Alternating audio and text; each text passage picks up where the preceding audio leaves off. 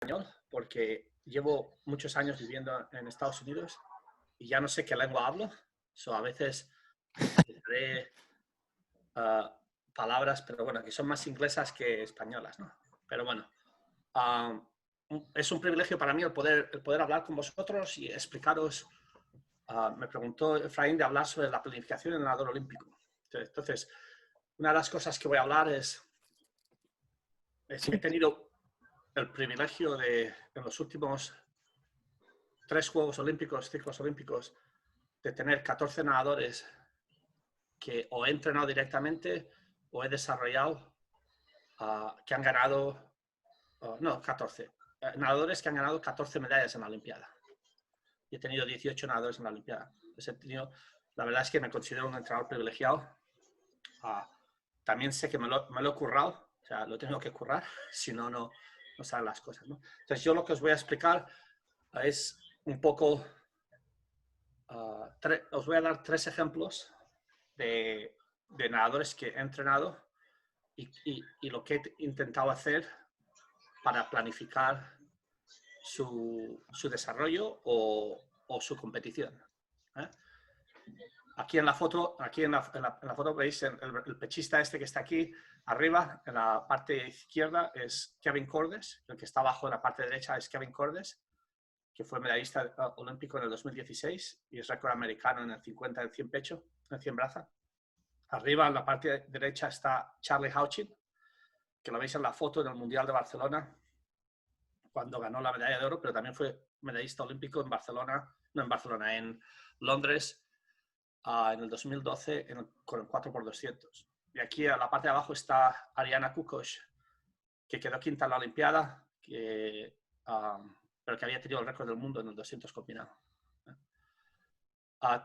Voy a intentar hablaros de 3 nadadores que he tenido y el tipo de planificación que he hecho, unos a largo plazo, otros a menos de largo plazo, y con características diferentes, ¿no? Porque hablaremos hoy de Ryan Murphy, de Charlie Hauchin y de Kevin Cordes. Los 3 son americanos, los 3 han ganado al menos una medalla olímpica. Y bueno, empezaré con Ryan Murphy, que es el chico joven, ¿no? Que entrené.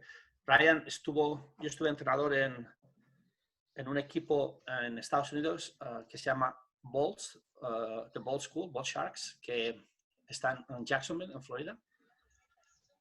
Y tenía un grupo de high school allí, en el cual pues en ese grupo estaba Joseph Schooling, Ryan Murphy, Santo Condorelli, Caleb Dressel, me apareció un par de años después. O sea, tuvimos un grupo muy bueno, ¿no? O sea, tuve mucha suerte que 3 de esos 4 nadadores han sido campeones olímpicos, o individualmente o en relevo. Pero bueno,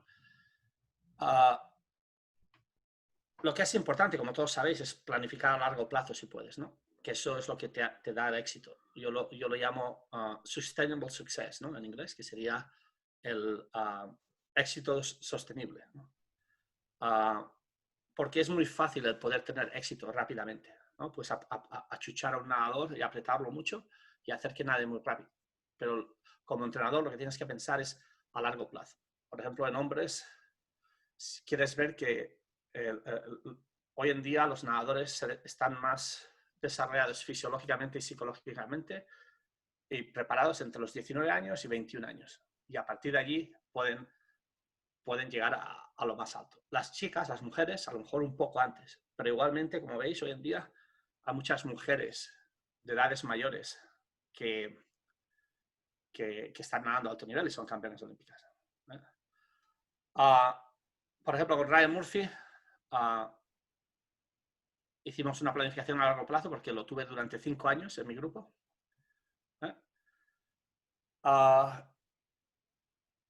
Normalmente lo que tienes que mirar, como todos sabemos, es las competiciones que tienes, tanto a corto plazo como a largo plazo, a nivel nacional o internacional. Si quieres hacer un año, o sea, un cuadrenio, pues ver las competiciones que hay cada año hasta el año olímpico. Y si quieres ver cada 2 años o cada año. En Estados Unidos es muy difícil hacer periodos de 4 años, porque normalmente a lo mejor tienes un nadador en tu grupo cuando estás en un club desde los 14 hasta los 18 años, pero a los 18 años se te va del grupo, se te va para una universidad.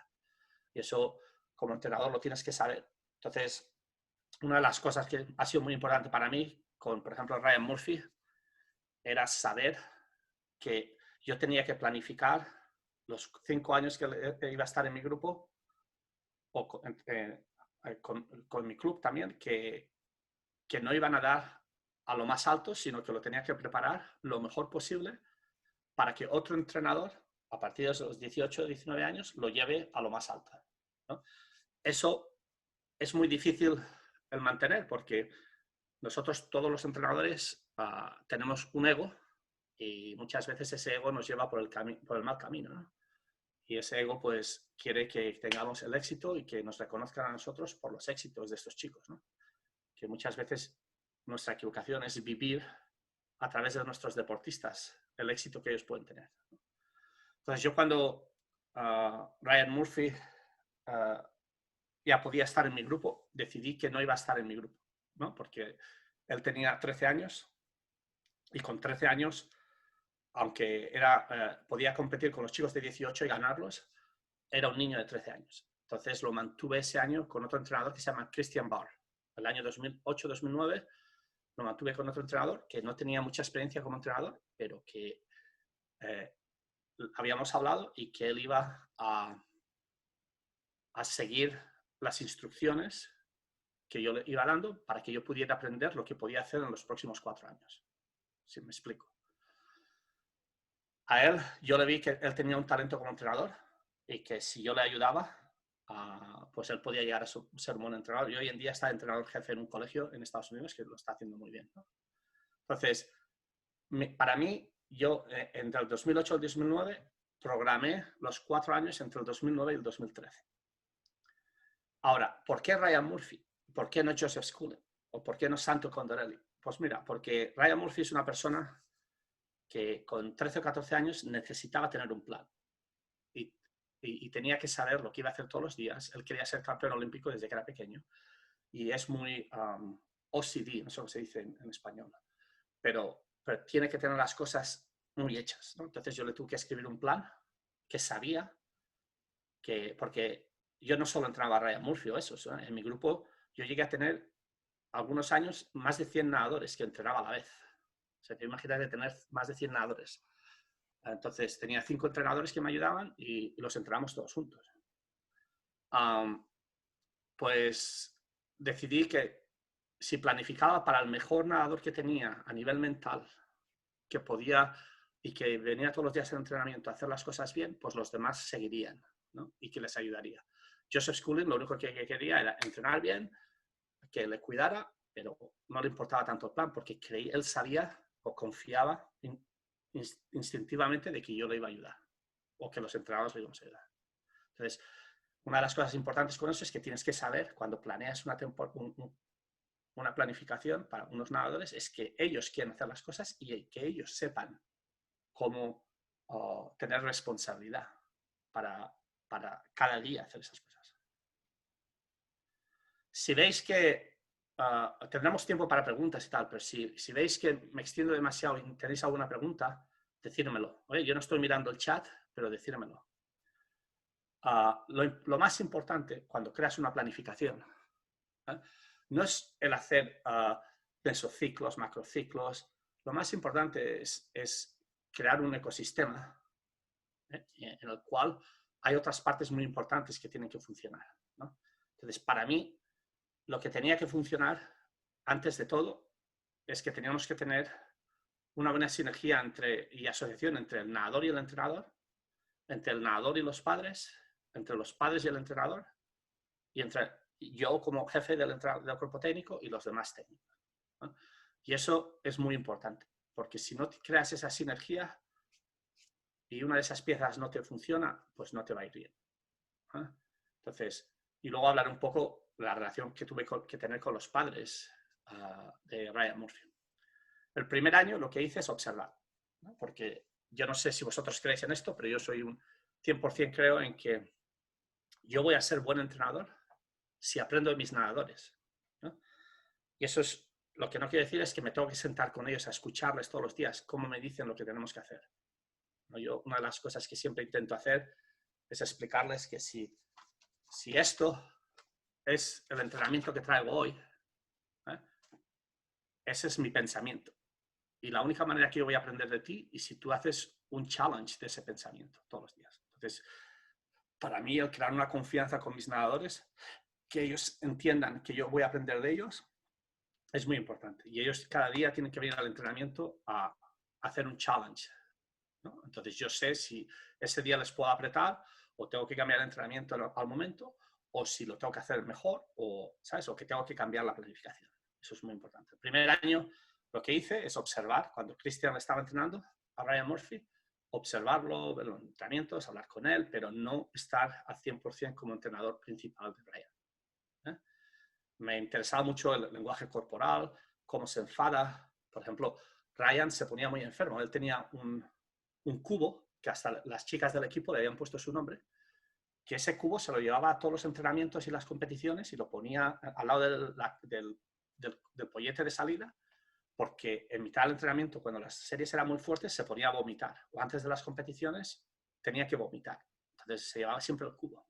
Entonces, muchas de las cosas las tenías que aprender para poder crear un buen plan que fuera exitoso durante los 4 años. Eso no quiere decir que ese plan vaya a ser rígido, ¿no? Porque cuando vas aprendiendo con el nadador, va a ir ese plan que has creado se va a ir cambiando y va a ir, es flexible. ¿Ves? El segundo año empecé, bueno, antes de empezar el segundo año, creé un proceso de 4 años con el cual me reuní con Ryan y preguntarle distintas preguntas y ver cómo piensa, ¿no? Por ejemplo, él desde pequeño quería ser campeón olímpico. Una de las cosas súper importantes, que eso lo habéis visto con muchos de los nadadores que habéis entrenado, los que, aunque no entrenen muy bien, pero que compiten a alto nivel, es que odian perder. O sea, no soportan perder. Ryan es un estudiante del deporte, él lo sabía todo, sabía tiempo, sabía brazadas de sus contrincantes, splits de su contrincante, récords del mundo. También cree en su talento, ¿no? Eso no quiere decir que sea un engreído, pero él aprecia el talento que tiene. Quiere representar a su país, que eso, yo no sé en vuestro país, yo cuando era joven en España, yo quería ir con la selección española porque me interesaba competir en el extranjero, pero no tenía ningún aprecio a España, ¿no? Porque, bueno, crecido en la dictadura y la manera que la gente pensaba, el fascismo, el independentismo y todo eso, pues a mí no me interesaba la política, pero me interesaba competir a nivel mundial. Bueno, en Estados Unidos es totalmente diferente. Una de las cosas que he aprendido a lo largo de los años es que es un privilegio el poder competir por tu país. No es un ¿cómo se dice? Un derecho, es un privilegio. Entonces él siempre ha querido competir por el equipo americano y llevarlo a lo más alto. Una de las cosas que él necesitaba es tener un plan y estar organizado. Seguir el plan, ejecutar el plan, hablarlo, discutirlo, cambiarlo. Cambiarlo no tanto, porque a estas personas que tienen que tener un plan les cuesta mucho cambiar. Objetivo siempre en mente, ayudar a Ryan a estar listo y tener sus mejores años de nadador una vez él comience la universidad. Y ese es el objetivo que tenía yo cuando estaba con Ryan Murphy, Joseph Schooling y toda esta gente. Pensar que durante 7 años y medio tuve la oportunidad de poner 210 nadadores de mi grupo en universidades de alto nivel. ¿No? Estás hablando de Stanford, Texas, Cal, y muchas Ivy Leagues como Harvard, Princeton, Tennessee, muchas universidades. Y ese es nuestro objetivo. Hábitos que tuvieron que romperse. Por ejemplo, para él, que desde pequeño era muy bueno, ganar era fácil. Entonces, si perdía los entrenamientos contra Joseph o contra otro, se le rompía el mundo, ¿sabes? Entonces, tenías que aprender a enseñarle a que no perdiera ese hambre de luchar y de siempre ganar, pero tenía que aprender a que siempre que des el 100%, tienes que aceptar que te han ganado, ¿sabes? Y más si es un compañero tuyo. Nunca tener que nadar una carrera al 100%, y me explico. Él, por ejemplo, era capaz de romper el récord americano de edades en 400 estilos, 400 combinado, nadando negativo. O el de 200 espalda nadando negativo. Muchas veces no tenía que ir al 100% para romper un récord. Entonces, a él, a medida que iba creciendo y las cosas se hacen más difíciles, tenía que aprender a nadar una carrera al 100%. ¿Ves? Y tener una buena estrategia. Él ya sabía hacer negativo, pero saber entender la carrera. Y eso tardamos un proceso de 4 años. Queriendo a los padres más que al entrenador, en lo que respecta al proceso de natación. Eso es, nos pasa a todos, ¿no? Y aparte, yo no sé en vuestros países, pero en Estados Unidos los padres son de nivel medio alto. Abogados, doctores, tienen sus empresas, se creen que lo saben todo.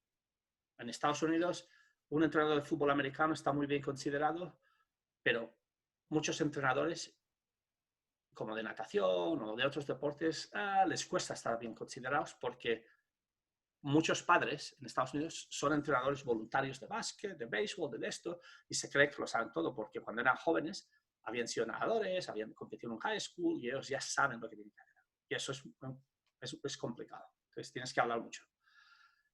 Ser perfeccionista sin dejar ir. Eso quiere decir, no sé si lo he traducido muy bien, ¿no? Pero el ser perfeccionista sin entender que el cuerpo te ha cambiado, que las manos te han crecido, que pesas más, que pesas menos y que ahora te mueves en el agua un poco diferente y que te tienes que adaptar. Y que a veces eso te lleva a nadar una temporada un poco más lento, pero el resultado va a ser que vas a subir a un nivel mucho más alto. ¿Sabes? Y eso para nadadores que desde pequeños son muy buenos es difícil. Y para perfeccionistas, muy, muy difícil. Los obstáculos. Juventud y confianza, dejar al lado los pensamientos de otras personas. Como vosotros todos sabéis, una vez empiezas a tener éxito, pierdes el ownership, la propiedad de quién eres, ¿no? Y eso es un problema que tenemos, bueno, lo vemos mucho con deportistas o artistas o gente que sube de la nada arriba y que de pronto desaparecen o tienen muchos problemas para poder mantener el rendimiento. Y eso es no porque no estén entrando bien, es más psicológico. Y es porque llega un momento que tiene más responsabilidad porque tiene que dar bien para los padres, para los entrenadores, para las federaciones, para la prensa, para todo el mundo, menos no entienden que es una cosa para ellos. Influencia a los entrenadores. Nosotros, los entrenadores, muchas veces somos muy egoístas y queremos que naden bien para que nos reconozcan a nosotros, para que podamos subir de trabajo, para que ganemos más dinero. Yo creo que siempre ando en una línea en la que no me paso la línea, en el sentido de que busco siempre el beneficio de los chicos, ¿no? Pero seguro que me he equivocado más de una vez. Porque si yo no quisiera ser el mejor, pues no hubiera tenido éxito ayudando a nadadores, ¿no? Entonces, tenemos que tener mucho cuidado con eso. La barrera del idioma, bueno, pues como veis me cuesta hablar el castellano, o el inglés me costaba más, ¿no? Porque yo cuando vine a Estados Unidos hablaba francés y el castellano o español, pero no tenía ni idea de inglés. Entonces, me ha costado mucho y a veces las expresiones, ¿no? Eres español o hispano y te gusta mover las manos y te gusta y te gusta, a veces cuando dices algo bien y emocionado, parece que les estés chillando, ¿no? Y a veces, por ejemplo, a los americanos, pues se encuentran un poco así como, wow, me está regañando, ¿no? En cambio, le estás diciendo algo positivo, ¿no? Entonces, todos esos son obstáculos. Consistencia, lo más importante. Eso es para tener éxito, lo más importante es la consistencia que yo podía tener con él y que él podía tener conmigo. En las expectativas que habíamos marcado, en el coaching, el entrenamiento que yo tenía con él, y, ¿sabes? Tanto a nivel del agua como personal, ¿no? Porque nosotros creamos un Peak Performance Program en el cual dedicábamos horas a ayudarles a cómo organizarse y pensar en la vida fuera del agua, ¿no? Y en la relación que nosotros teníamos, ¿no? Muchas veces nos equivocamos en que llegamos a tener una relación más potente o más fuerte que la que tienen los padres. Y los padres notan eso y se encuentran celosos, ¿no? Entonces tienes que asegurarte que tienes una relación muy fuerte, pero que en cierto momento él es el entrenador y él es el nadador, ¿ves? Factores claves para tener éxito: confianza, camaradería, consistencia, aprender de los fracasos, eso es súper importante. Tanto como entrenador como nadador. Y todo esto es lo que planificamos. Al menos yo lo planifiqué durante 4 años para él y para su grupo. Estudiante del deporte, eso es súper importante. Altas metas. Vamos, yo fui medallista olímpico en 200 braza, 200 pecho, pero cuando tenía 12, 13, 14, 15 años no iba a un campeonato de España. Y a las competiciones que iba era el tercero por debajo. O sea, y si les preguntas a mis entrenadores y te dicen la verdad, cuando yo les decía que quería ser campeón olímpico, me decían, mira, Sergi, vamos, que tienes que tener un poco de cabeza, que en España solo hemos tenido un medallista olímpico. Y antes de David López Zubero, que se crió en Estados Unidos, no había nadie, otra medalla olímpica. Entonces, cuando yo hice la medalla olímpica, hasta mi entrenador me vino y me dijo, mira, Sergi, la verdad es que no sé cómo lo has hecho. Entonces, tienes que tener altas metas y creértelas. Adaptación a niveles más altos de competición, que es una cosa muy importante que hicimos durante 4 años, y creer en ser el mejor. ¿Ves? Eso te lo tienes que creer, estés en el país que estés, porque si no te lo crees, nunca vas a llegar a lo más alto. ¿Ves? Lo peor que va a pasar es que tú quieres ser campeón olímpico y lo único que consigas es ir a una olimpiada y nadar tu mejor tiempo. Pues eso va a ser un éxito muy grande, siempre y cuando entiendas que haces el 100%. Entonces, todo esto lo estuve escribiendo el primer año cuando él no estaba entrenando conmigo. Y antes de empezar a entrenar conmigo, le presenté este tipo de así, un poco, no lo he traducido porque he estado tan liado con cosas que está en inglés, ¿no? Pero os voy a enseñar lo que le puse durante 4 años, que sería mi planificación. Y yo siento si os he decepcionado, porque la planificación mía no es enseñaros el ciclo de cuánto aeróbico, cuánto anaeróbico, cuánto, porque eso para mí es una historia que no... Es cómo tú creas un sistema en el cual tú tienes una relación con una persona y vas creciendo cada vez con una buena base científica y va a ir cambiando, ¿no?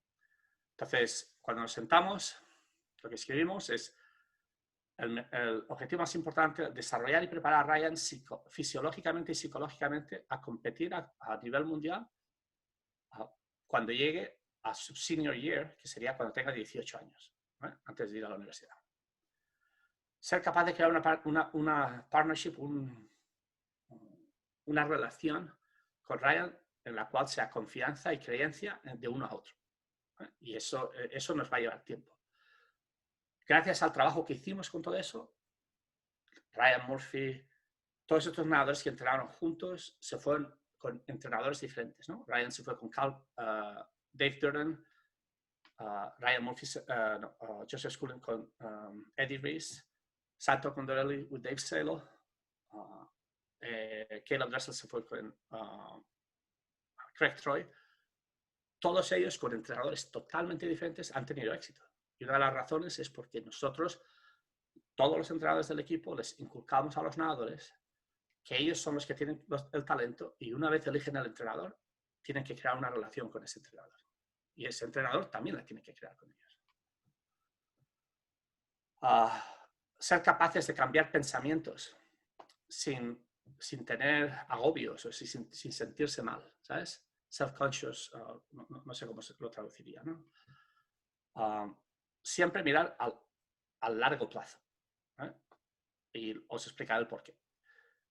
Todo está diseñado para que ellos puedan tener su mejor natación entre los 21 y 25 años. Y ojalá un poco más largo, ¿eh? Yo tuve la suerte de tener entrenadores que me cuidaron a nivel de entrenamiento, que no me quemaron con metros y fui profesional hasta los 28 años. ¿Eh?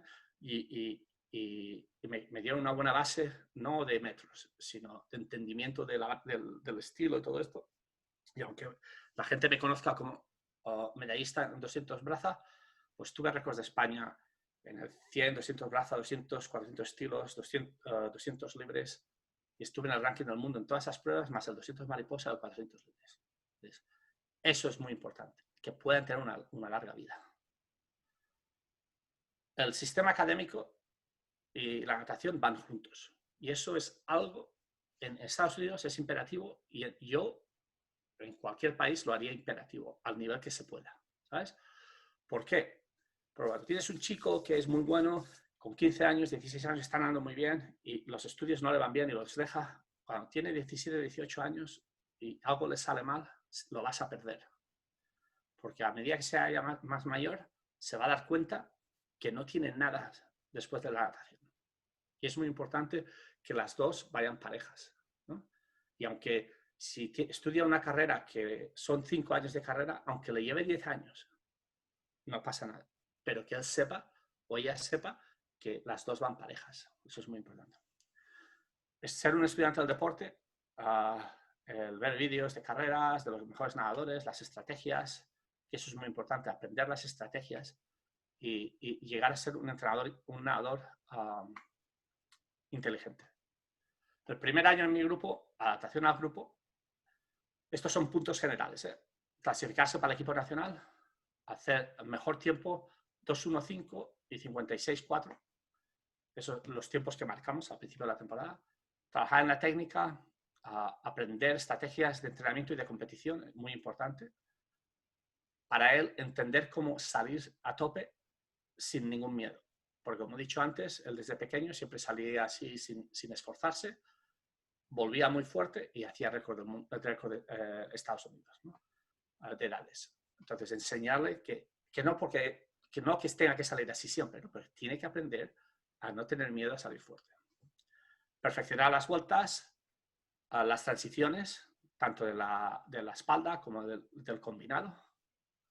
Introducirle a competiciones internacionales, ¿no? Habíamos pensado en llevarlo al Mare Nostrum a Europa, porque como yo nadé con el Club Natación San Andrés, pues tenían una relación, intentar llevarlo allí en junio y que pudieran competir en una o dos competiciones y ver nadadores internacionales.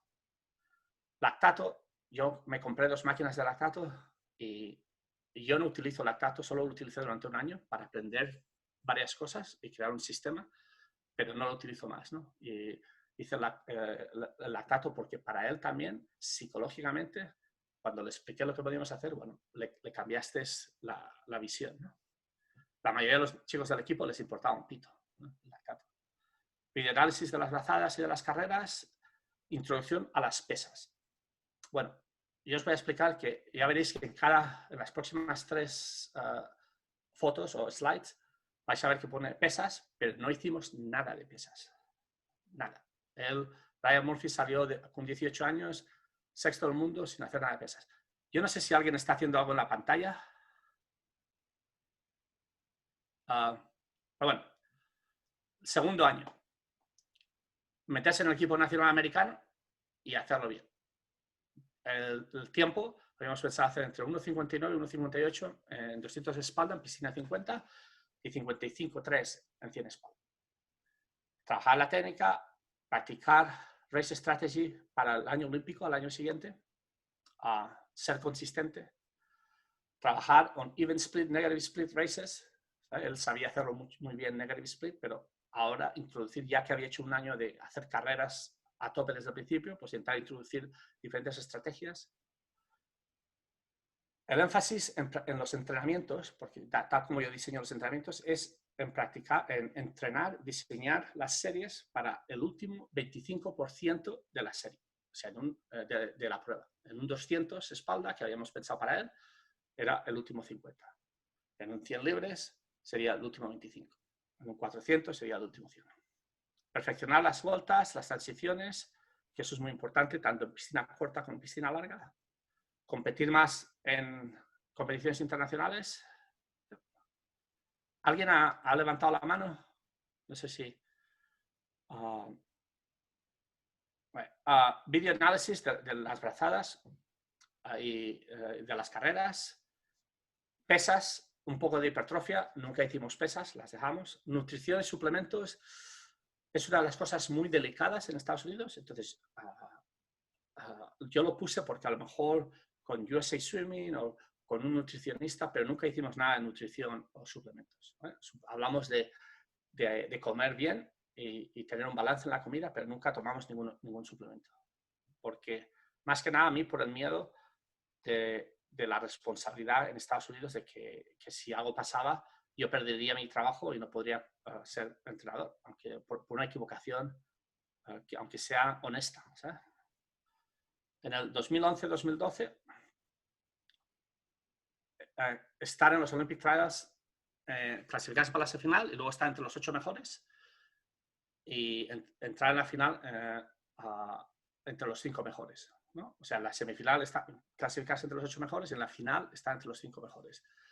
Habíamos pensado mejor en el 200 espalda que en el 100 espalda, porque como no hacíamos pesas, pues no tenía una potencia así fácil, ¿no? Entonces, los tiempos eran 200 espalda 1.57.3, 1.56.3, en 100 espalda 54.3. Todo el objetivo era para los Olympic Trials, todo lo que hicimos ese año fue para la competición en junio, el High School Meet, que es siempre en noviembre, y el Campeonato Junior Americano, que es en diciembre, los hicimos secundarios, o sea, no nos obsesionamos en hacer con él grandes marcas, porque aparte a nivel de recruiting, de reclutamiento a las universidades, él ya era el número 1 o el número 2 del país y lo iban a reclutar sin tener que hacer nada más excelente. Competir en piscina larga, tanto en el invierno como en el otoño, competir en el World Cup y en algunos de los Grand Prix, ¿no? En los Grand Prix, cuando fuimos a competir ese año, lo que yo le intenté enseñar a Ryan es a entender la competición. O sea, no era hacer una marca, ¿no? Sino en ver cómo Matt Grivers o Nick Thoman o estos nadadores con los que él iba a competir en los trials, le miraban, le observaban, le hablaban, porque un año antes o 2 años antes no le decían nada. Y ahora que tiene posibilidad de meterse y hacerles un poco de cosquillas, pues de la manera que te hablan, te das cuenta de que empiezan a respetar. Entonces, todo eso son armas que tú tienes que tener, ¿sabes? Entonces, todo esto, pues en las competiciones que fuimos a Indianápolis, a diferentes competiciones, nos sentábamos, le explicaba, mira, lo que te ha hecho este, o mira cómo te mira este, y eso fue para mí fue una experiencia súper buena, ¿no? Lactate testing ya lo habíamos dejado, análisis de las carreras sí que lo hacíamos, porque aparte USA Swimming tiene un sistema muy bueno y nos daban muchos análisis de carreras y tal. Pesas lo habíamos dejado y la nutrición, como he dicho antes, y los suplementos. El último año que estuvo conmigo era meterse para el campeonato del mundo, nadar bien en el mundial, estar entre los 8 mejores, salir de high school con un tiempo entre 1.54.5 y 1.55.2 y en espalda en 53.6. Estar en el top en el mundial, nadar muy bien en el high school en noviembre, lo mismo que antes, ¿no? O sea, muy simple, pero con objetivos así muy importantes. Y eso es la base que nosotros tuvimos, que yo tuve para crear una planificación de 4 años, ¿no? Aquí tenemos los tiempos, esto se lo di yo 4 años antes, ¿sabes? En los 200 de espalda en el 2004, octavo esto, quinto esto, en los 100 espalda esto. Y estos tiempos eran los que él tenía que saber, aunque por ejemplo en el 2009-2010 los tiempos fueron mucho más rápidos y el 2008 por los bañadores. Pero bueno, teníamos unos tiempos de referencia con los que marcarnos unas pautas, ¿no? Aquí están los tiempos, la comparación de los tiempos que proyectamos con los que él hizo, por ejemplo. Y estos tiempos los proyectamos, los proyecté yo 4 años antes de que él los hiciera, ¿no? 4 años antes del 2012-2013. En el 2009 habíamos proyectado 2.15, hizo 2.0081. 2010, 1.59.5, 58.5, hizo 1.59.3. 2011, 1.57.3, 1.56.3, hizo 1.57.3. Quedó cuarto en los trials. Al año siguiente, 1.54.5, 1.55.2, hizo 1.55.8. Y cuando hizo 1.55.8 fue porque la competición que hizo 1.55.8 era descubierta, y aunque él estaba entrenado, hacía un sol muy grande y se dio un par de veces contra la corchera y no nadó tan bien como podía haber nadado. En los 100 espalda, como veis, hay una correlación muy buena también lo que habíamos proyectado con lo que hizo, 56.4, 57.2, 55.4, 55.4, 55.3, 54.3, 53.7, aquí nadó muy bien, y 53.6, 53.3. Lo mismo en la piscina descubierta y yo creo que se perdió un poco. pensamiento, o sea, cuando planifiqué, siempre pensé en pensamiento progresivo con intensidad y volumen. O sea, no soy una persona que te venga y diga, oh, como todos, oh, hay que crear una base, ¿no? Cuando son jóvenes hay que hacer metros y metros y metros y metros y metros. Para mí, yo sí que creo que es importante el crear la base a través del tiempo. Ya sé que mucha gente dice, pero Sergio, que te vas a perder unas franjas entre estas edades y estas edades. Muchas veces apretamos tanto a esta gente que cuando llegan a los 18 años ya no quieren hacer nada. Nada de nada. Entonces, y en Estados Unidos tienes tantas opciones, pues hacer fútbol americano, básquet, lacrosse, tenis, béisbol, jugar al parchís, que también puede ser una competición, o hacer videojuegos. Entonces, si no los mantienes en el deporte, no vas a tener resultados. Entonces, para mí, progresivo con intensidad y volumen. Y eso quiere decir que les vamos creando una base a través del tiempo, ¿no? Nunca miro el volumen, sino la forma en que se ejecuta el trabajo y también cómo el nadador se adapta a diario. Nosotros, por ejemplo, cuando Ryan Murphy empezó a entrenar conmigo, con 14 años, ese grupo solo hacía 6 entrenos a la semana. Cada tarde, de lunes a viernes y el sábado por la mañana. Entonces, con 14 años empezamos de vez en cuando a que tuvieran un doble. Con 15 años, a lo mejor 2, con 16 años 2, con 17 años 3. A veces depende, pues, pero íbamos muy progresivo, porque aparte nuestro colegio a nivel académico era bastante jodido, bastante difícil. Ritmo de carrera es lo que utilizaba, es para basarme. Normalmente yo siempre he entrenado a todos mis nadadores para nadar un buen 200, y luego sí, he tenido gente de distancia y he tenido gente de sprinter, pero cuando son jóvenes intentas enseñarles a nadar un buen 200 mariposa, un buen 200 espalda, un buen 200 braza, un 200 estilos. Si os fijáis, Caleb Dressel con 16 años ya hizo 1.48 en 200 libres. Joseph Schooling con 16, 17 años ya hacía 1.59 en 200 estilos combinados en piscina larga. Ryan Murphy, sin entrenarlo, ya hacía 2 minutos también, sin entrenarlo específicamente. Entonces, muy importante para mí el utilizar los pasos de 200 para diseñar velocidades. Un gráfico de 150 que diseñé yo con un amigo mío, un compañero mío que era entrenador mío. El año que hicimos las pruebas de lactatos, pues tuvimos una serie de resultados y creamos un Excel sheet que tú haces un test de 150 a tope y pones ese tiempo en el Excel y te da las pautas, los tiempos que tienes en 50, 100, 150 y 200, de aeróbico 1, aeróbico 2, aeróbico 3, VO2 max, máximo consumo de oxígeno, anaeróbico 1 y anaeróbico 2, que es como yo los llamo. Y de esos dos, cada uno tenemos, de cada uno de ellos tenemos dos números, 2 componentes. Y utilizamos aeróbico 1 arriba o aeróbico 1 abajo, o hacemos la media. O sea, podemos llegar a tener 3 componentes. Y con eso, pues diseño los entrenamientos o diseño las series. El pulso, como siempre hemos hecho, lo utilizamos mucho. La técnica de natación es vital en todos los entrenamientos. Ahora, me explico. Cuando yo hago una programación, en todos mis entrenamientos vamos a hacer un poco de técnica, de drills. Pero cuando ya llegan a mi grupo, con 14, 15, 16 años, ya tienen que tener una buena base de drills. Y cuando ya tienen 18 para 20 años, como los que estoy con entrenar yo ahora, no me paso mucho tiempo haciendo drills. Lo que intento es enseñarles a nadar rápido, cuando o sea, a mantener la técnica y a mejorarla cuando están nadando rápido. Que eso muchos entrenadores no lo piensan. Porque tú crees que si te hacen esto durante 5 horas, te van a llegar a hacer esto cuando están nadando al 100%. Cuando están nadando al 100%, empiezan así y te acaban así. ¿Por qué? Pues porque esto requiere dar mucha energía y esto da la sensación de velocidad, pero no mantienen esto. Entonces, ¿cómo les enseñas a mantener esto? Experiencia, de aprender de tus nadadores, e imaginación. Una de las cosas importantes es que nadie tiene la píldora exacta o la fórmula exacta para ser campeones mundiales o campeones del mundo.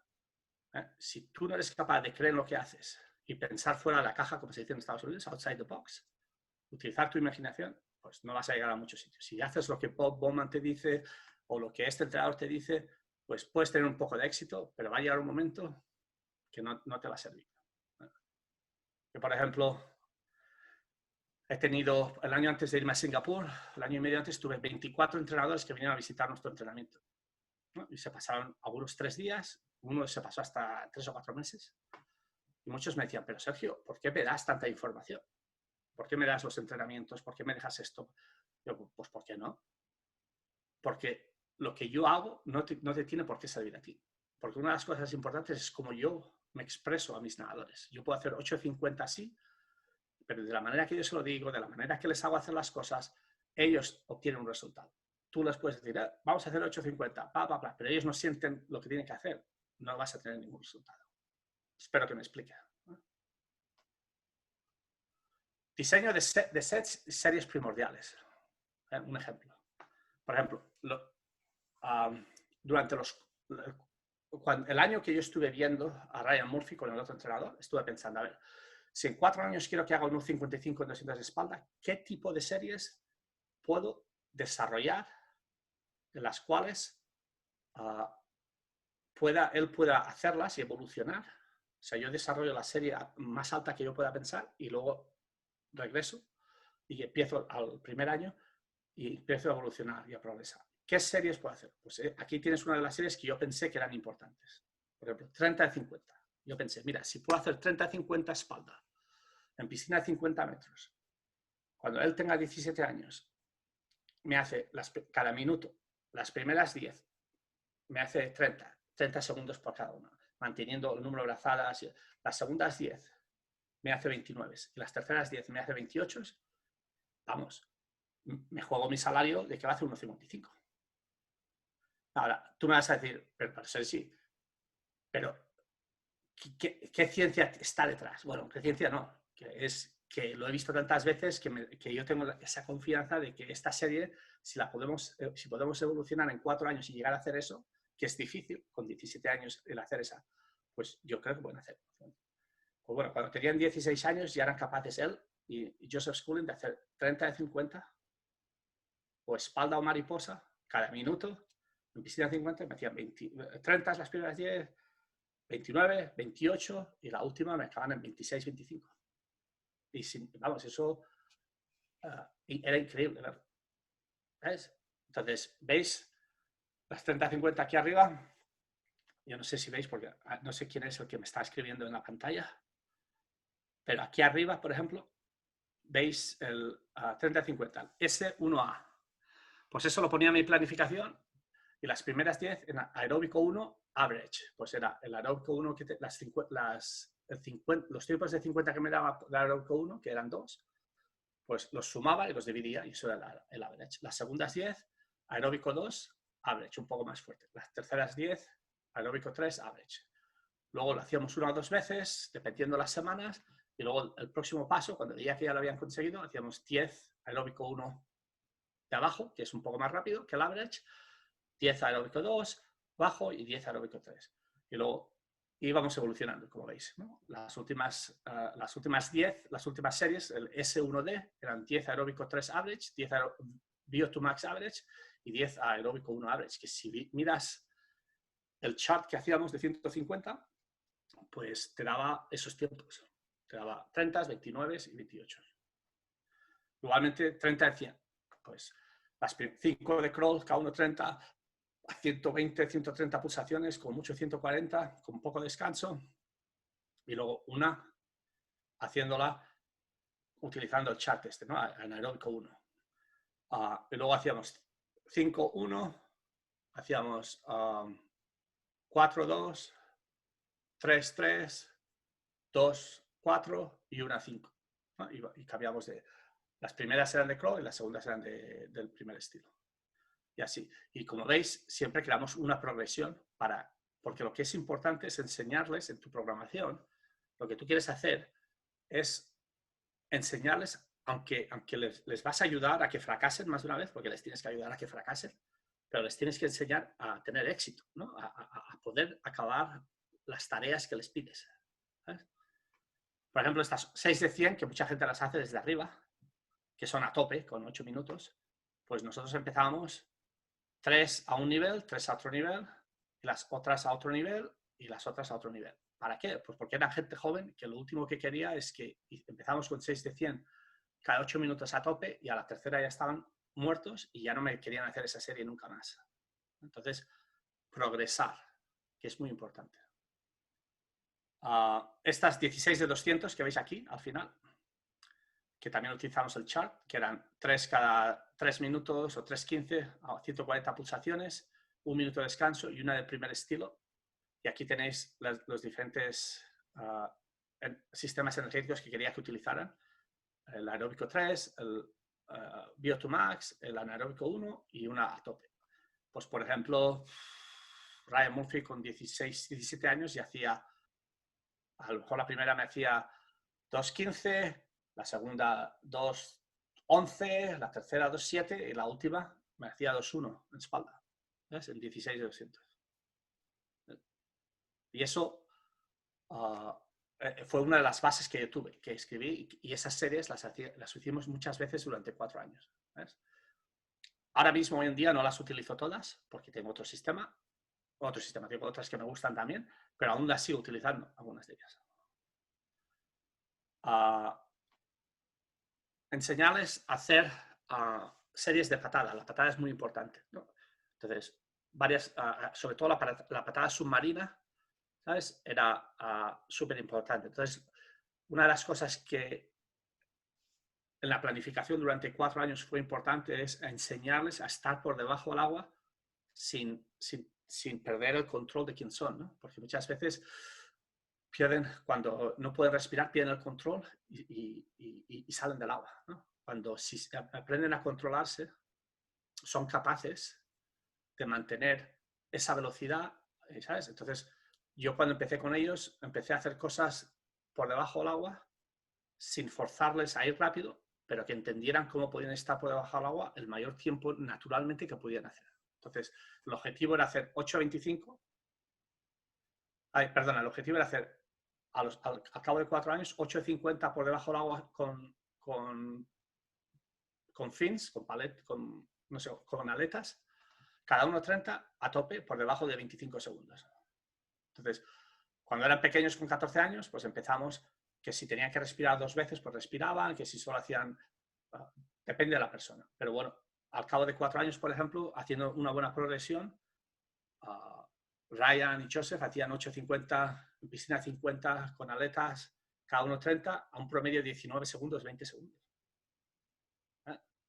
¿Sí? Y eso no lo consigues en un año. ¿Ves? Eso tienes que tener el pensamiento de lo que quieres llegar a hacer y progresar poco a poco. Tener la paciencia. Cuando tienes paciencia, tú estás por aquí y de pronto no te das cuenta y subes aquí. Si tú quieres estar aquí desde el principio y hacer las series aquí desde el principio, hay un momento que no vas a llegar. Simple lo hace. No sé si eso tiene un sentido, pero es como, en inglés yo diría, simple does it. La vida es simple. ¿Vale? Lo único que nosotros como seres humanos la hacemos muy complicada, ¿vale? En todos los aspectos. Entonces, lo que es importante es planificar que no sea muy complejo. Tener los puntos claros que tú tienes que tener, saber el tipo de temporada que puedes tener, el tipo de competiciones que puedes tener y seguir ese proceso. ¿Ves? No porque Felipe de los Palotes diga que hay que hacer esto, hay que estructurarte de esta manera. Si tú no eres capaz de pensar de esa manera, no puedes hacerlo. Yo, por ejemplo, la semana pasada tuve el privilegio, gracias a vosotros, de escuchar a Fernando Navarro. Yo estudié con Fernando Navarro en España. Tengo el título de entrenador superior. Y para mí Fernando Navarro es un referente increíble. Pero vamos, Fernando Navarro y yo pensamos totalmente diferente. Es que yo no puedo pensar como Fernando Navarro. ¿Por qué? Pues porque no. Es que si tengo que entrenar 100 nadadores a la vez o 50 nadadores, o hoy en día tengo 72 de universidad y 17 profesionales, son casi 100 nadadores que entreno todos los días, no puedo pensar como Fernando Navarro. Tengo la base que él me dio, cómo he evolucionado, y luego tengo que ser creativo y simplificar las cosas.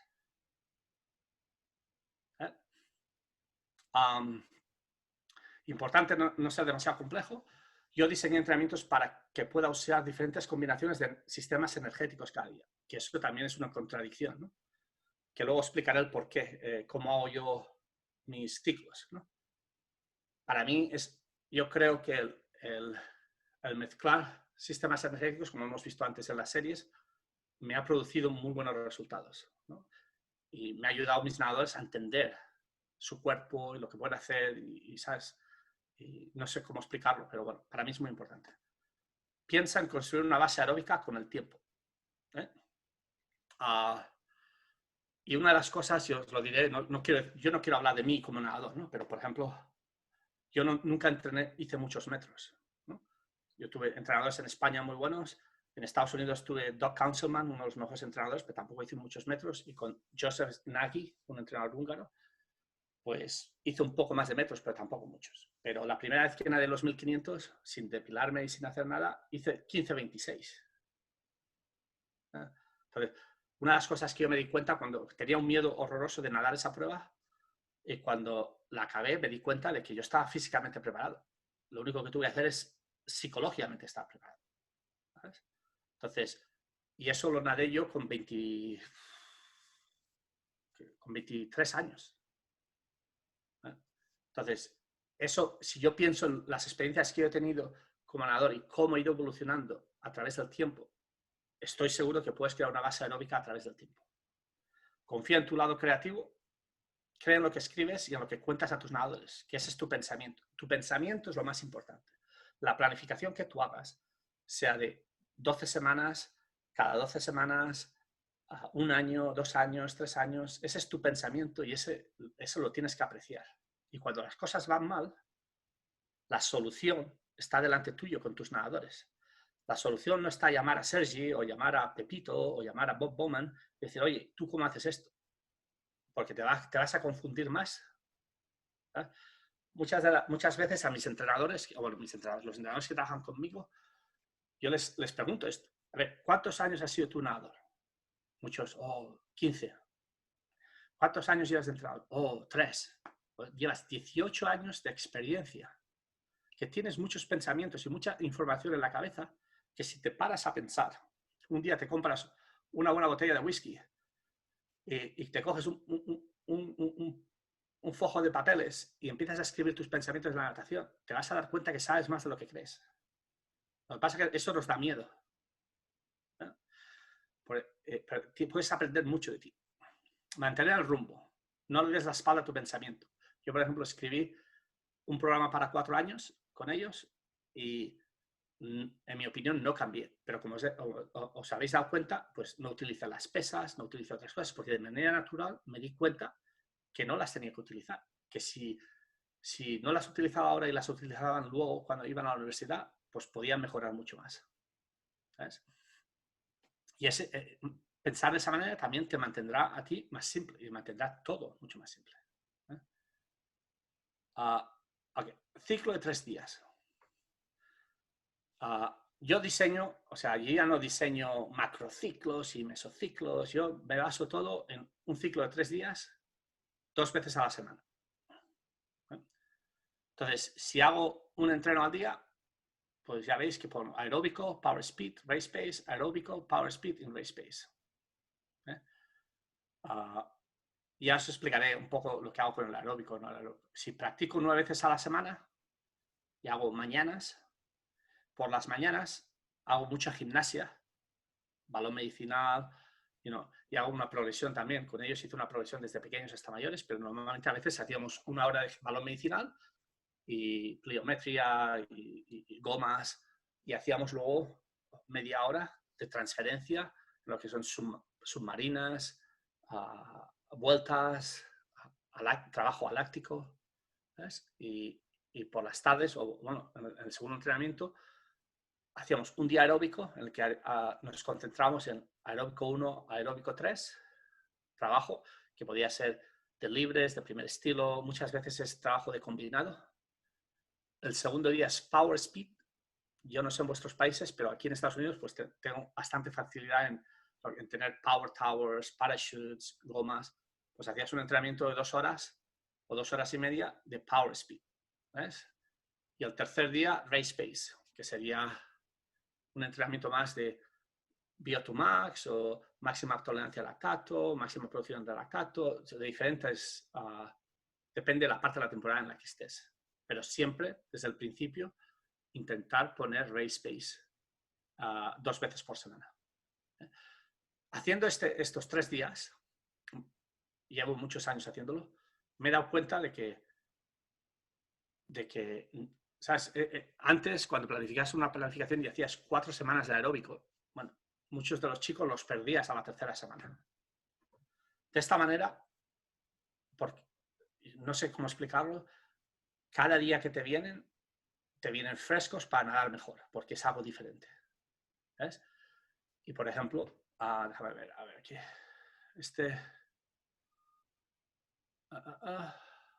Aquí.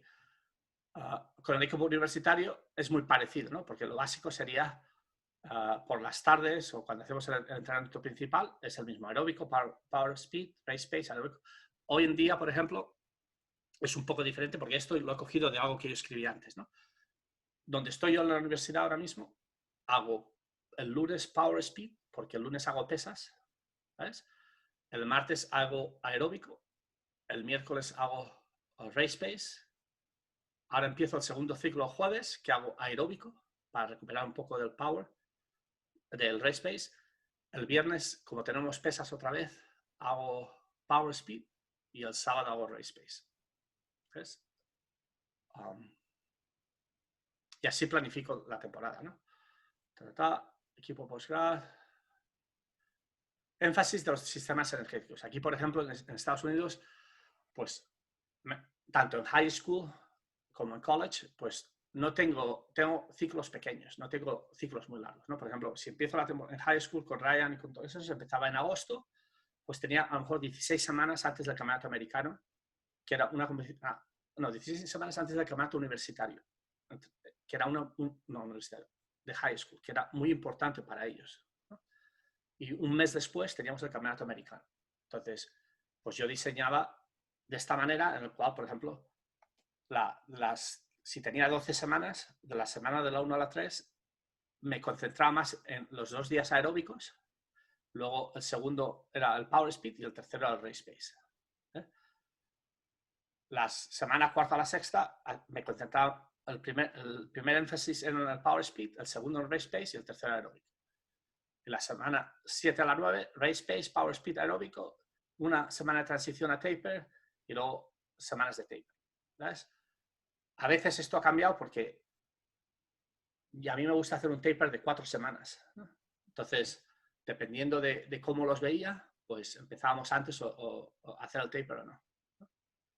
Si tienes 16 semanas, pues alargas un poco, ¿no veis? Bien simple, ¿eh? Poniendo la prioridad al sistema energético que yo creía que tengo que hacer. Y así, pues hago ciclos. Si cuando estaba con Ryan Murphy, hacía ciclos de 3 ciclos así a la temporada, en las cuales teníamos un objetivo del campeonato,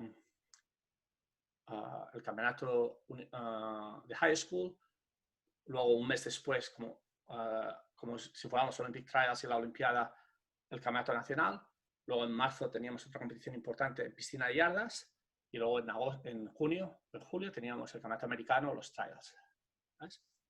Y siempre hemos hecho esto. Y esto es una de las razones, pues cuando hacemos ciclos de 12 semanas o 16 semanas en Estados Unidos, la gente está acostumbrada, por eso Estados Unidos tiene tanto éxito, en hacer un doble taper, el double peak periodization que le llaman ellos, ¿no? Y desde pequeños están acostumbrados a hacer esto. Antes de que pase a los otros chicos, ¿hay alguna pregunta sobre esto que estaba explicando? Buenas noches. A ver, profesores, buenas noches con todos. Un saludo al profesor Sergio López. Vamos a, los que desean, por favor, hacer alguna pregunta al profesor, lo pueden dejar escrito o pueden habilitar su micrófono.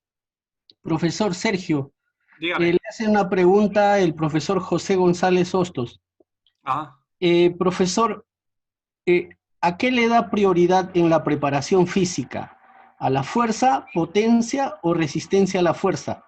Tomando en cuenta que la resistencia a la fuerza la realiza siempre en el agua.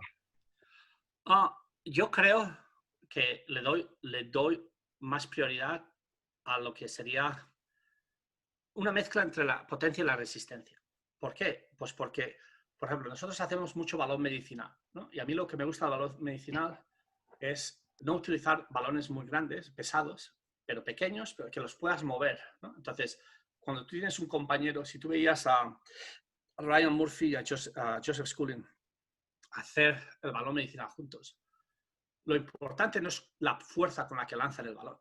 Lo importante es la fuerza, tal como absorben la fuerza de su compañero y mueven el balón. ¿Sabes? Es como si hicieras un poco de aikido. Y eso es lo que quieres hacer en el agua. Pues tú tienes muchos nadadores muy fuertes que sí, los primeros 15 metros se mueven muy rápido, pero luego se mueren. Entonces, para mí siempre ha sido importante el tener una mezcla de los dos. Entonces, yo creo que desarrollamos una resistencia a potencia a alto nivel, ¿eh? Que a lo mejor no es potencia bruta, ¿no? Pero no, como lo que puedes hacer en un gimnasio con las pesas, ¿no? Si haces maximum power, pero yo creo que hacemos eso. No sé si me he explicado bien.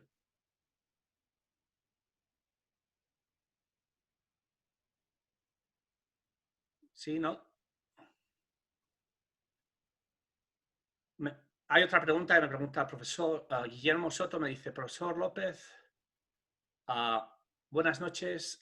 Al trabajar 3 veces por semana, utiliza este método USRTP. Yo no voy a decir nada malo del USRTP, pero mira, yo no sé lo que es, lo he oído, Michael Andrews lo hace, pero yo no creo que cuando lo quise leer, eso a lo mejor voy a hacer que se enfade gente. Cuando yo leo un artículo o algo y me dice al principio que esta es la única manera de nadar rápido, lo tiré a la papelera, lo tiré a la basura, ¿no? Porque para mí el señor que diseñó este USRTP no ha entrenado él a ningún nadador. Entonces yo no utilizo ese sistema. El Race lo llevamos utilizando desde hace muchos años. Vamos, yo cuando entrenaba ya nadaba, por eso nadaba rápido, porque entrenamos Race Pace. Pero eso no quiere decir que yo voy a hacer 2000 metros a tope todo el día. No. Race Pace yo le llamo a hacer 30 de 100, a hacer diferentes series en las cuales tú le enseñas al nadador a máxima producción de lactato, a tolerancia al lactato, ¿entiendes? O sea que no, yo ese sistema USRTP no lo entiendo y no lo quiero saber, ¿sabes? Y perdón que sea así de claro, pero...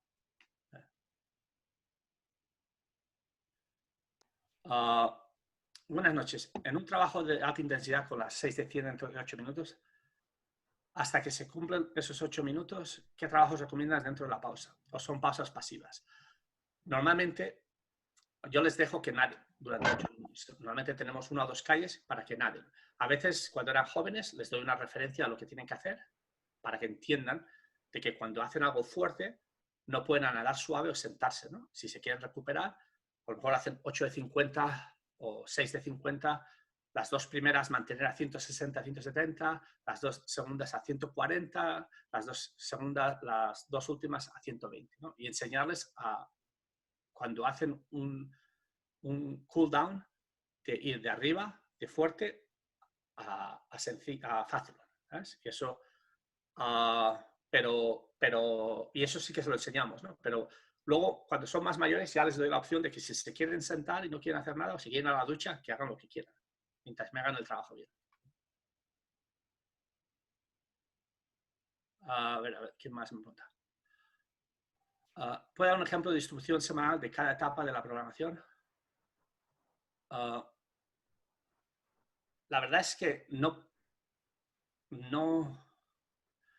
sabría darle un ejemplo de decir, mira, hago un 50% de esto, un 20% de esto, un 10% de esto, porque tengo una idea de las series que quiero hacer en cada etapa de lo que hago de aeróbico, de power speed, y voy evolucionando y aumentando o reduciendo dependiendo de lo que veo yo el resultado de los chavales. O sea, no te puedo decir, mira, empiezo con un 20%, luego le añado un 3%, luego un 5%, ahora hago más aeróbico, ahora hago menos aeróbico. No lo tengo escrito. Perdona, Eduardo, pero ¿qué opina del double taper? ¿Cómo maneja el taper 2, 3 o 5 semanas? Para mí el doble taper en Estados Unidos es algo que lo tienes porque el sistema te obliga a aprender cómo hacerlo, ¿no? Yo sí tengo el campeonato en noviembre, high school, que ellos tienen que hacer muy buenas marcas para que los recluten a la universidad. Y un mes después tenemos el campeonato americano junior y que tenemos que ganar el campeonato americano junior, pues ya ahí mismo tengo que hacer un double taper, ¿sabes? Y luego tienes el campeonato universitario, tienes la conferencia un mes antes del campeonato universitario, y para la conferencia, las marcas para clasificarte del campeonato universitario en marzo, las marcas que tienes que hacer en febrero son muy rápidas. Entonces ya tienes que hacer otro double taper, ¿sabes? Y luego los campeonatos americanos, que te clasificas para el Mundial, para el Campeonato de Europa, para el Campeonato del Mundo, la Olimpiada, pues es normalmente 4 semanas antes. Entonces, culturalmente lo tenemos tan asumido que no es como en España o en otros países que piensan, wow, si yo voy a hacer un pico ahora en junio para clasificarme para la Olimpiada, ¿cómo voy a poder nadar bien en la Olimpiada? Eso es una utopía, ¿no? Es que hay que quitársela a la cabeza. Si tú tienes a los nadadores bien preparados, y luego explicaré, ahí tengo un ejemplo con Kevin Cordes, lo poco que hace 5 semanas antes de la competición, lo bien que nada, y luego 4 semanas después, que aún nada mejor.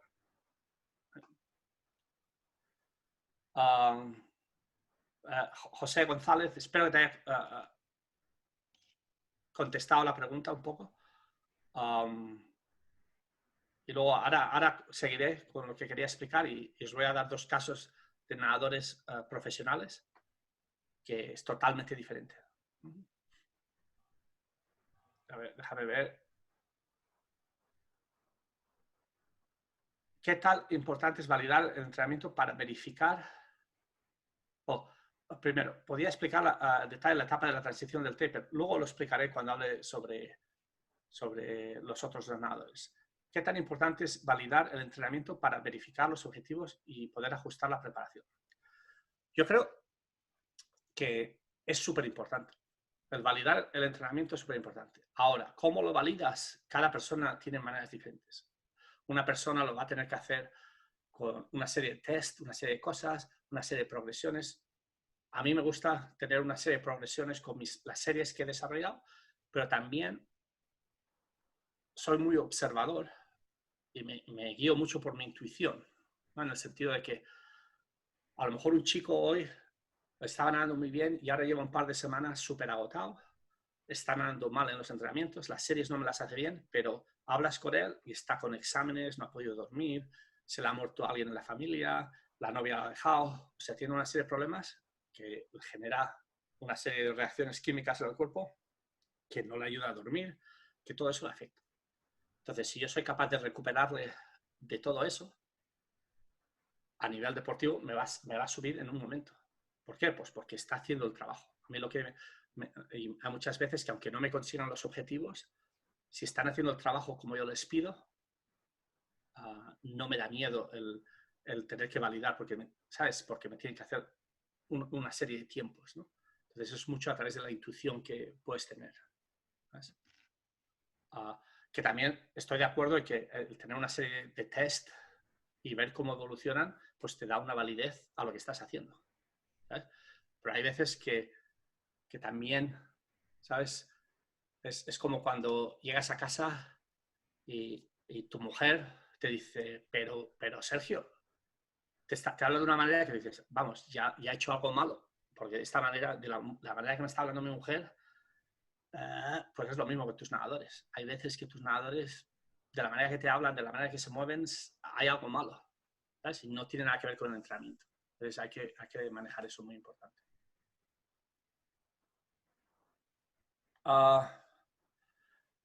¿Qué cree que es lo más importante en mi aprendizaje o éxito en los Estados Unidos?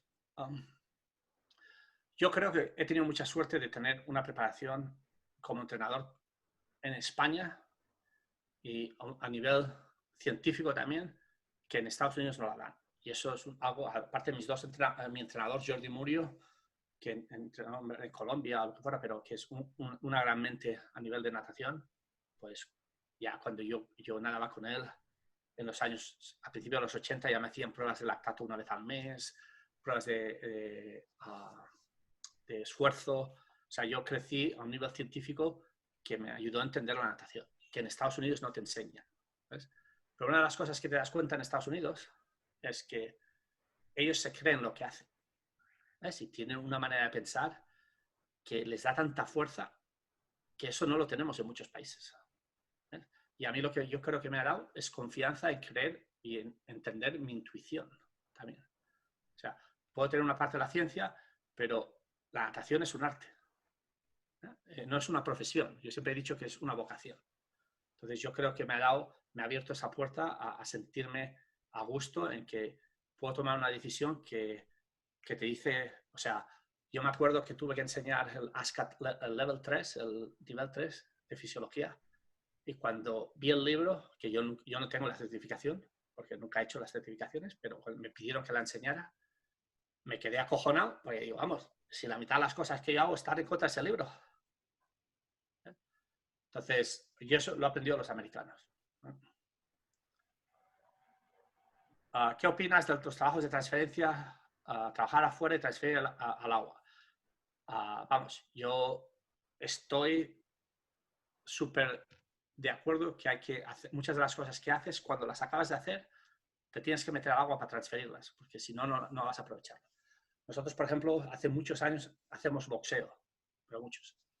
Y una de las razones, empecé el boxeo porque me gusta y porque Santo Condorelli de pequeño era muy bueno boxeando. Y empezamos a jugar y el tío, bueno, se mueve de una manera que dices, vamos, puedes imitar muchos movimientos, pero aparte de eso, hay una conexión entre el cerebro, las manos y el sistema neurológico que no te lo podría explicar, que les ayuda a cuando se meten en el agua a moverse mucho mejor. Y si tú los vieras boxear, vamos, dirías, pero vamos, estos tíos son unos cracks boxeando. ¿Ves? Y justo cuando hagamos el boxeo, el valor medicinal, lo intentamos transferir todo al agua. Y eso para mí es muy importante. Las pesas igual.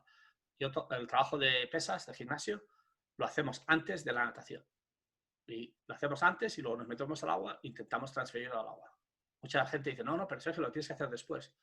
Pues tú lo haces después, yo lo hago antes. A mí me funciona antes porque me gusta transferirlo. ¿Sabes? O sea, y tú como entrenador tienes que creer en lo que haces y ver los resultados. Como he dicho antes, tú aprendes de tus nadadores.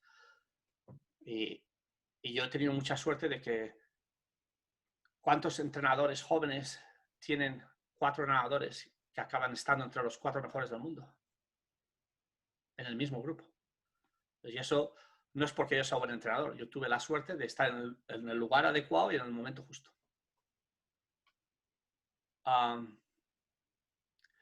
El race pace, ¿a qué edad a partir se puede hacer? Ya, el race pace lo puedes empezar a hacer desde pequeño, pero progresando, ¿sabes? O sea, tú cuando ves al patio del colegio, o cuando era pequeño, al patio del colegio, ¿qué hacíamos? Corríamos fuerte durante media hora, fuerte, sprints cortos, sprints largos, tiramos la pelota, jugamos a béisbol, jugamos de papá y hacemos movimientos durante media hora o una hora, el tiempo que dura el colegio, pero sin parar. Y eso lo haces desde que eras pequeño. Entonces, la natación, yo creo que es muy similar también, ¿no? Que puedes aprovechar y sin explotarles, enseñarles a cómo entender, a hacer race pace, ¿no? Y no vas a hacer 6 de 100 con chavales de 11 años cada 8 minutos, pero puedes hacer 6 de 50 con, ¿sabes? Y enseñarles, empezar a enseñarles a pensar de cierta manera para que cuando lleguen a ese grupo entiendan que pueden hacer las 6 de 100 a cierto nivel.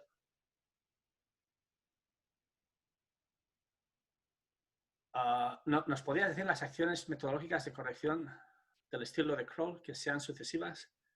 La verdad es que ahora mismo no. Porque si empezamos a hablar de estilos, no voy a acabar la charla. Y perdona, David. Se está acostumbrado a trabajar macrociclos de 4 años para una preparación olímpica con esta pandemia a nivel mundial, ¿cómo sería la forma óptima para preparar un año o poco más tiempo para Tokio? Y ahora os lo explico ahora.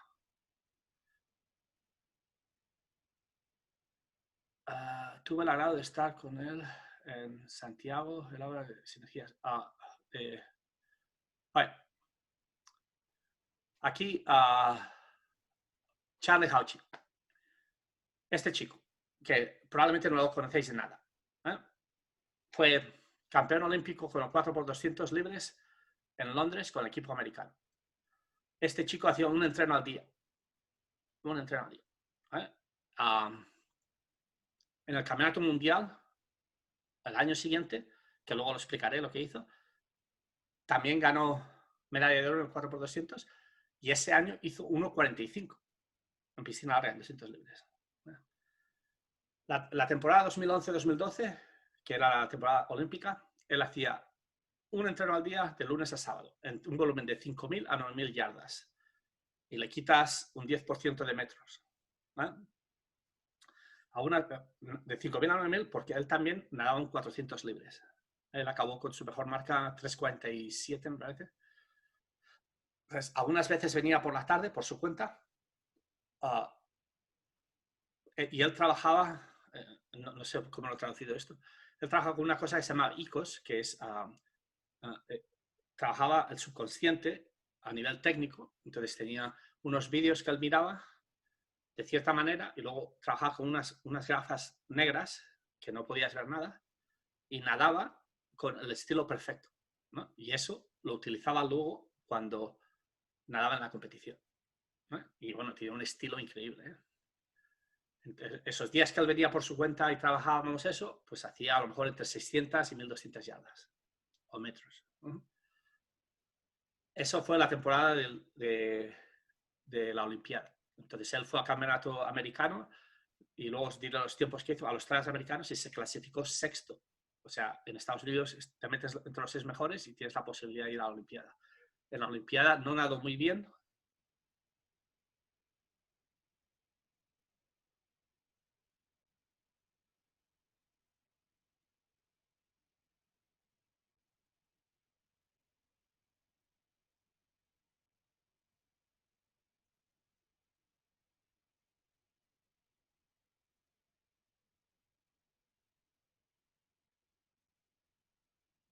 $1.000.000.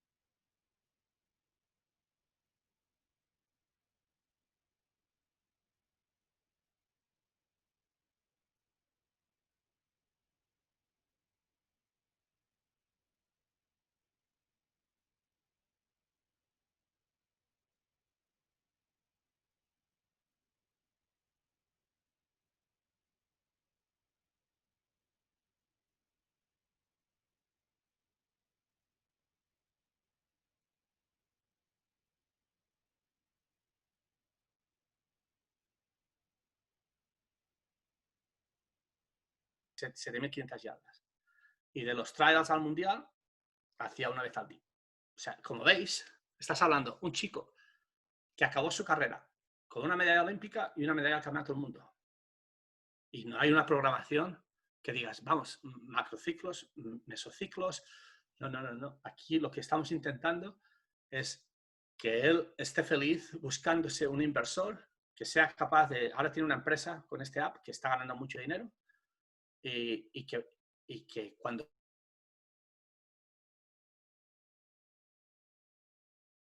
clasifique gana una medalla. Por ejemplo, a los trials americanos. En la eliminatoria hizo 1.48.5, 1.48.1, en la semifinal 1.47.6 y en la final 1.46.8.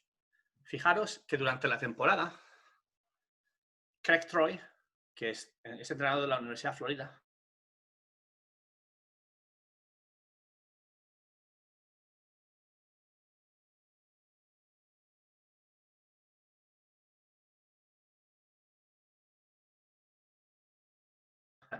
y al final acabó con 1,46, que no está tan mal. Se metió quinto. En 400 libres hizo 3,48 por la mañana y en la final hizo 3,48,3, que no sé si era su mejor marca o no. Creo que no. En Londres, por la mañana estaba tan nervioso.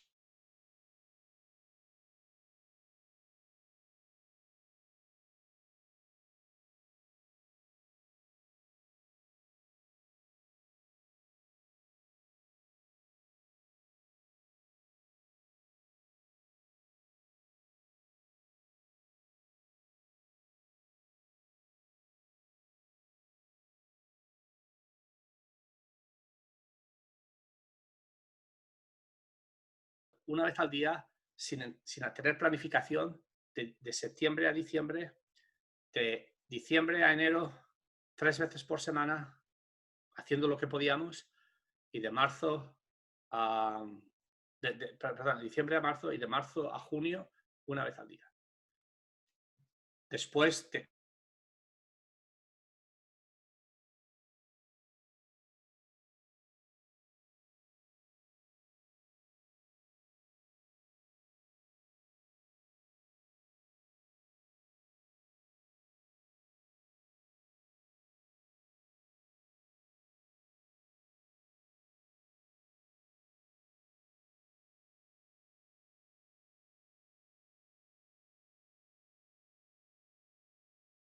Y mira, nos tocó la lotería, pues nos tocó la lotería.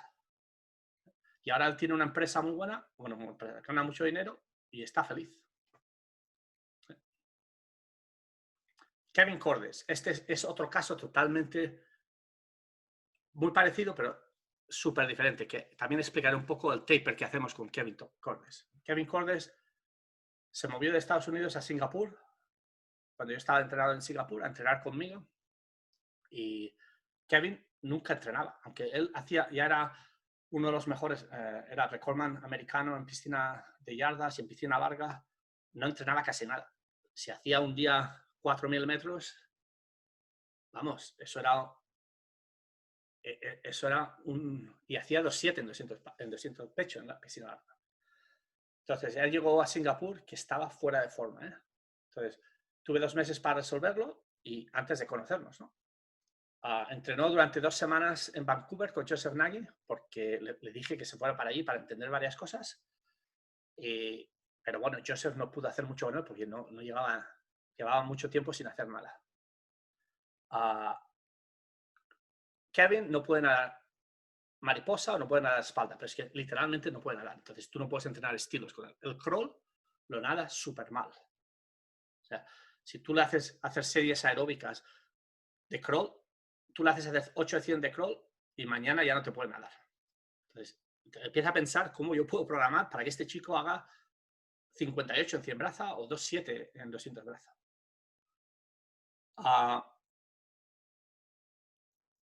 El primer año que estuvo conmigo, pues se clasificó para la Olimpiada y en la Olimpiada quedó campeón olímpico en el 4% estilos. En el 200 pecho, que quedó octavo, parece que fue el séptimo octavo, fue mi culpa porque le di la estrategia totalmente equivocada. Y le dije, mira, Kevin, porque como no entrenaba mucho y el tío salía muy rápido, él sin entrenar salía por minuto en 100 pecho, un minuto 6, minuto 5, y luego se moría, pues le dije, mira, que ellos saben la estrategia tuya, lo que tienes que hacer es andar con cuidado y sale un poco más lento. Y pasó por 1-2 y el pobre chaval no pudo volver. Pero porque no entendía cómo, ¿sabes? Le costaba mucho, no sabía cambiar. Fue un nadador masculino del equipo americano, ganaba más medallas en los campeonatos del mundo. Ganó en los 50 pechos, bueno, senos, perdonar, porque el 50 pecho quedó tercero, en 200 pechos segundo, el 4% 100 combinado segundo, el 4% combinado mixto primero. Kevin entrena. Él hace un taper de 5 semanas. 5 semanas. Las 5 semanas, un día hace 3.000, otro día 2.500, el otro día 2.000 y ya me va a 1.000, 1.500, 1.600 y se pasa 4 semanas entre 1.500 metros cada día. Y dices, pero como entrenador, eso no lo entiendes. Y dices, pero ¿cómo puedes planificar? ¿Cómo puedes que este tío no va a llegar al campeonato americano y lo va a hacer bien? Pues bueno, llega al campeonato americano, te hace récord americano 26.6, 58 en el 100 y 2.7 en el 200. Y luego 4 semanas después te sigue haciendo lo mismo durante 4 semanas y te hace las mismas marcas o mejor. Entonces, fijaros, en Singapur entrenaba en un centro de alto rendimiento que yo era entrenador y hacía con mucho volúmenes entre 4.500 y 6.000, que no creo que hiciera muchos días 6.000 porque se me moría. A los días que hacíamos pesas o ejercicios de tierra, el driver, hacía a lo mejor entre 1.000 y 2.000 metros después. Entonces, normalmente hacíamos un entreno al día y evolucionamos a llegar a hacer dobles 2 veces por semana. El chico no tenía mucho background, aunque fuera muy bueno, y bueno, teníamos que en muy poco tiempo el aprender de él y el enseñarle muchas cosas. Como he dicho antes, se clasificó en los 100 y 200 braza con los mejores tiempos del equipo americano y luego ganó el oro en el 4% libres, quedó cuarto en los 100 pecho y el octavo en el 200 pecho. Fijaros aquí están los tiempos. Estos son los tiempos del Campeonato del Mundo en el 2015, haciendo un double taper, como estábamos hablando antes, en el cual las primeras 4 o 5 semanas del primer taper ya rondaba entre los 2.000, al principio 3.000, a los 1.400 las últimas 4 semanas, 1.500. Y luego hizo 4 semanas más y llega al Campeonato del Mundo y te hace 26.9, récord americano, 26.7, los 200 te hace 2.8.5 y te queda segundo, y en el 100, en el relevo te hace 58.3 de split, que hicieron récord del mundo, y por la tarde 58.6. En los trials del 2016, fijaros, ¿qué hizo? 59.0, 58.9, 59.1, primero, 2.8, 2.7, 2.8, segundo, luego fue a la Olimpiada y aquí yo creo que los nervios un poco, pero haciendo lo mismo, 4 semanas con 1.500 que tú dirías, vamos, es que no va a poder hacer nada. Pues nadó muy bien.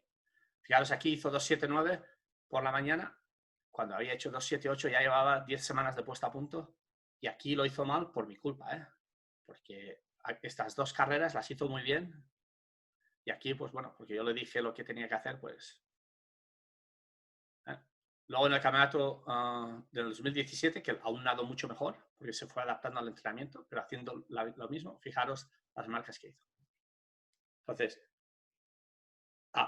lo que he querido explicaros con esta planificación, que no es una planificación como probablemente la que esperabais, porque la verdad es que con nadadores de este nivel, de estos chavales que a mí me vienen a veces, yo ahora mismo tengo 17 nadadores, ¿no? Y uno de ellos es Joseph Schooling. Pues Joseph Schooling me ha venido con una serie de problemas y una serie de cosas que no puedo tener una planificación de decir, mira, vamos a hacer tantos metros, vamos a hacer esto, porque antes de hacer nada de metros, tengo que arreglar otras cosas con él. ¿Ves? Entonces, y tengo 17 nadadores de ese nivel ahora mismo. Y a nivel universitario, pues hago esta preparación que os he explicado de power speed, aerobic, race pace, aerobic, race pace, power speed, no, aerobic, power speed, race pace, y lo vamos evolucionando a través de las semanas que tenemos. ¿Sabes? Y no tengo mesociclos, macrociclos, no tengo nada de lo que sería la planificación tradicional que a mí me enseñaron. ¿Por qué? Pues porque no la puedo mantener. Es que me es imposible. A ver, ¿alguna pregunta?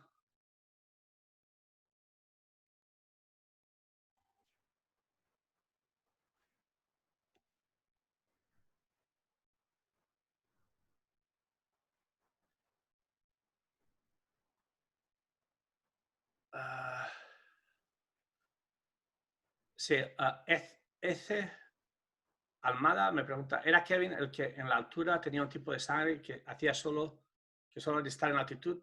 Ya, eso es cierto.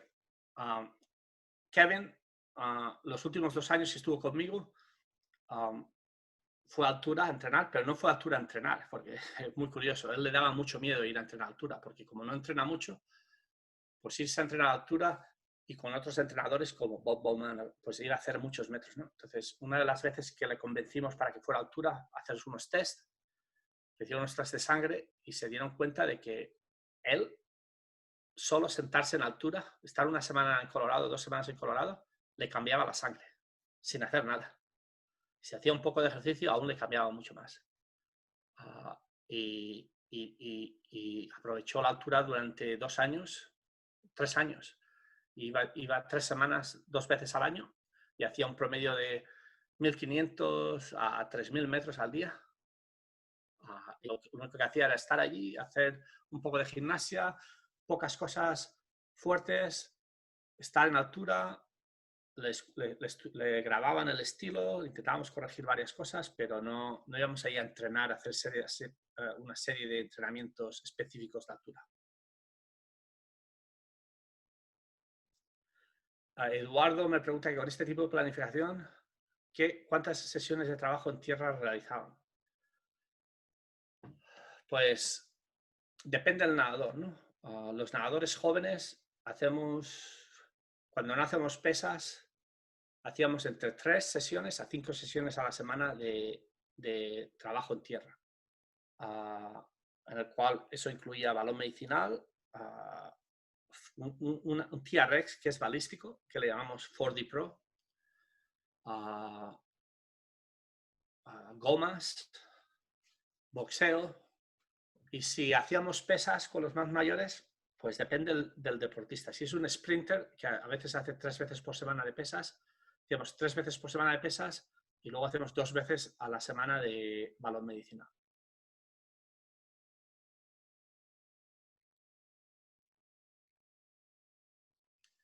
¿A qué se debe o qué cree que tuvieron o tienen este tipo de nadadores para mantener su alto nivel competitivo? Yo creo que uno de los factores es psicológico también. Por ejemplo, cuando yo estaba en España, nuestros entrenadores tenían muchos problemas ellos mismos en creer que un mes después del taper o 2 semanas después podías nadar igual de rápido. Aquí en Estados Unidos la gente no tiene problema en eso, porque lo hemos hecho tantas veces y eso psicológicamente ayuda mucho, ¿sabes? Por ejemplo, con Charlie Hauchin, ¿por qué pudo estar 3 o 4 meses sin entrenar, 3 meses entrenando solo 3 veces a la semana y luego nadar mucho mejor? Pues porque Charlie Hauchin llevaba muchos años nadando y había entrenado con Bob Bowman, tenía una buena base, había entrenado con entrenadores muy buenos. Y ahora, pues, ya era mayor y es como cuando tienes dinero en el banco, ¿no? Tienes dinero en el banco y lo vas sacando cuando te retiras. Pues yo creo en eso mucho. Y aparte que es gente con una cabeza increíble, que cuando quieren hacer algo y se meten en la cabeza que quieren hacer algo, pues lo hacen. Y eso es muy importante. A veces nos preocupamos más en la planificación, que si no sale esto, que si no hacemos este tipo de trabajo, que en creer en la persona, en lo que puede hacer una persona. Y os voy a explicar, cuando yo estuve en la Olimpiada, en el 88, yo fui a entrenar a altura por primera vez con el equipo español. Nos llevaban a Fort Romeo, en Francia. Y nunca había entrenado a altura. Y bueno, yo era un chaval que entrenaba a un nivel muy alto, podía nadar en los entrenamientos súper rápido. Y en altura me costaba un montón. Y quieras o no, pues tanto mi entrenador como otros entrenadores se comían la cabeza. Pero Sergi, que no estás nadando igual de bien, y que se hablan entre ellos, y que no vamos a nadar bien, bla, bla, bla. Salimos de altura, fuimos abajo a Mataró, al nivel del mar, 4 semanas con más problemas, no menos problemas, que nos costaba. Los entrenadores con un negativismo total. Fuimos a la Olimpiada. La semana antes de la competición, yo le dije a mi entrenador, mira, se ha acabado. yo me voy por mi cuenta porque si no puedo estar con vosotros. Sois tan negativos que no puedo seguir entrenando con vosotros. Me dice, pero Sergio, no puedes hacer eso porque tenemos varias piscinas que tenemos que ir, tú no puedes ir a entrenar a la piscina que tú quieras. Digo, no te preocupes, yo voy a ir a la piscina que yo quiero y voy a hacer lo que yo necesito, porque es que no, si sigo así, no voy a poder nadar rápido. Y estuve una semana por mi cuenta. Y me metía en la piscina buena con el equipo americano, con otro equipo, hacía lo que yo quería hacer y me calmé mentalmente. Y cuando gané la medalla, que no se la creía nada, mi entrenador me viene y me dice, mira, Sergi, no sé cómo lo has hecho. Y es porque no creían en ellos mismos o en sus nadadores. O por culturalmente y la manera que han estado educados de que hay que hacer esto, si no hay este resultado, si no hay este resultado. Y a veces, si no hay este resultado, no hay este resultado, puede haber un resultado mejor. ¿Sabes? Entonces eso es muy importante. En la primera pregunta me refería al último de los nadadores. ¿Describirás una sesión de Power Speed? Mira, dejarme... A ver. Voy a quitar esta pantalla. Voy a buscar algunos de los entrenamientos que tengo.